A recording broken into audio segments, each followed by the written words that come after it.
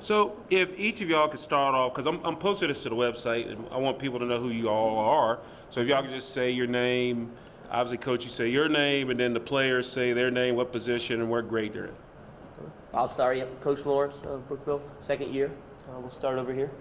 Ella Gossam, shooting guard in 11th grade. Skylar Kazee, center in 11th grade. Jordan Grishaw, guard in 11th grade. Josie Gossam, guard, 11th grade. Awesome. Well, first of all, again, thank you all for coming to the media day. Got to ask you all, your thoughts and expectations of the season ahead. I mean, obviously, Brookville has that tradition, too, of success in girls basketball, but just your thoughts about the season ahead. Yeah, I think our main goal is just to compete every game, 32 minutes, not worry about the outcome as much as the process. We know we brought 4 juniors with me today. No seniors on the team, so they know it's a long process, but it also allows us to kind of slow down and take it day by day. So our goals this season is just to compete for every day, 32 minutes, every rebound, every loose ball. We're going to try to make it our I told them I want every team to just hate playing Brookville. Win or lose, I don't want them to enjoy seeing us on the schedule. So that's our goal this year, is to be the best team we can be. You got a lot of juniors here today. Yes, sir. Is that kind of the composition of your whole team? Do you have a relatively younger team? Can you take us through what your roster looks like? Yeah, so last year we had a very heavy senior-laden team, 7 of them, and this year we have 0 seniors. So we're almost looking at it as kind of a rebuild year, but also that long process. Very heavy junior class, but it's going to allow them time to grow and time to work together and bond together and just truly become a team. So we're enjoying the process, and we've got off to a good start already. For the players, what do you hear when you hear the term rebuilding year? It's definitely a term that gets my mind thinking of how we're really going to come together as a team this year and build our confidence together. Definitely grow as a family, because I feel like I've been playing basketball with these 3 girls for a while, and I feel like they're my family and we can just connect better off that.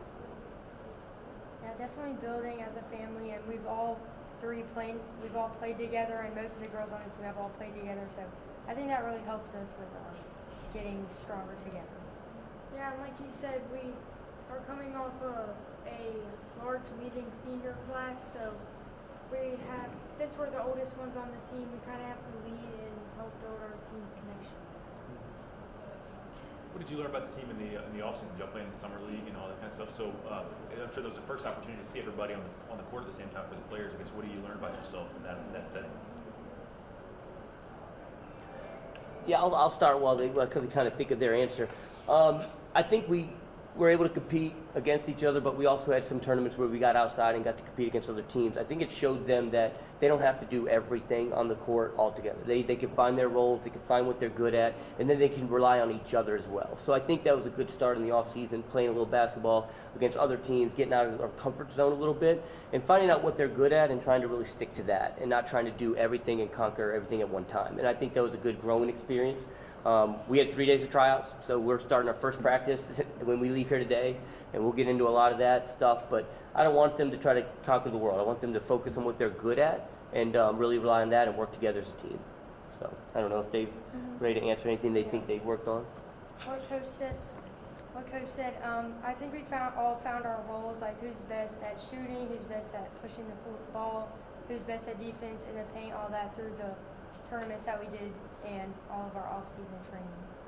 Yeah, it definitely showed us how we work together as a team and what we need to focus on with building our communication and how we all work together. I think we definitely built our confidence a lot through all of the camps and stuff we went through, just to see the competition that we're gonna have to be playing this season. So it definitely helped to give us a preview of what the season's gonna look like. I definitely think by playing teams outside of our district and who we're not going to play definitely showed us that what we needed to work on more and how we can work on it.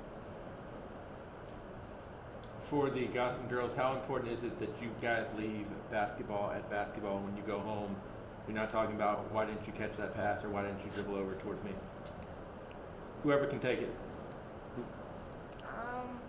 It's definitely important because she's still my sister, and everyone makes mistakes, so yeah, we just have to leave it at that. But we also have a really strong connection through basketball. Coach, how important is it for you that people don't take basketball outside of the gymnasium? Yeah, and we've worked on that a little bit, and I think not the pressure of having seniors and feeling that urgency and really showing them this is a long process and we hope to have everyone back next year where we can really make some noise and continue to improve. So not feeling that urgency and that pressure to do everything right now and just being able to relax and have patience a little bit with the process. And I think, when practice ends, we say when sneakers hit the floor, it's all business. Like there's, we got to go. There's no jogging on the court. And but when practice ends and before practice, I like to have fun a little bit and then relax and get to know them. So I think when practice ends, just letting that go and knowing that this is a long process and we're not worried about fixing everything right now. For players or coach, what does that growth look like in a rebuilding year? Are you setting maybe benchmarks you want to reach, or is there certain games you want to win, certain games you want to compete in? What at the end of the season, if it's going to be a successful year for you guys in the rebuilding phase, what is it going to look like?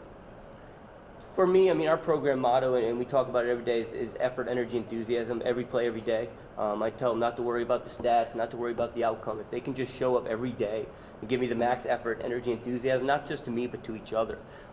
That's really what we're going by, and that's how we're grading ourselves and how we're grading this year. So if we could continue to do that every day, show up, get better throughout the season, I think we've reached our goal.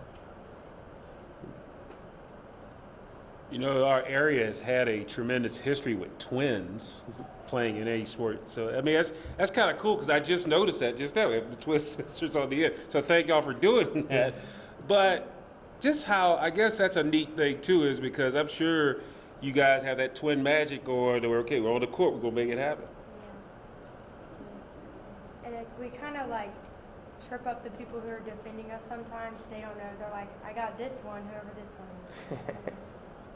Yeah, they do me a favor, and they have their initials on their undershirt, so in the games I can, know who I'm addressing. But I got the pleasure of coaching them in JV their 9th grade year. They played JV against sophomores, so I'm looking forward to, being able to coach them again. But they're incredible at what they do. They get up and down the court almost better than anyone in this area. They're just a blur. So them relying on it together, it's almost like we throw them in and hound the ball, and then one can come out and we throw another one right at them. So there's no relief. They keep having to deal with it. So it's been a pleasure. It's been fun. Coach, how important is it that you make the home games a home atmosphere rather than like it's a road game, if that makes sense? Oh, absolutely. I think, for one, the players got to enjoy playing at home and get that boost. We've already talked to several of the student boosters and all those guys, trying to get them out. I said, I'll buy you pizza at halftime if you can get out here, whatever it takes to bring you out. Just the energy, like we talked, effort, energy, enthusiasm, and you can really feed off your home crowd. And then not only that, defending, our home court.